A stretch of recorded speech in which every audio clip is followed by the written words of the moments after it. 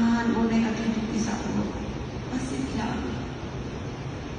Standing here today, my heart is completely shattered by the cruel and unfair way we were taken from us, my sweet little brother.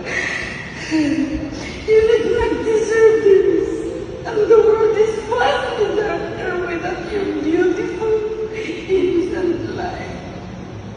When our family faces an unimaginable nightmare, I promise you this. Your life will never be defined by how it ended, but by the love you gave us. We will fight for the justice you deserve, and we will carry your memory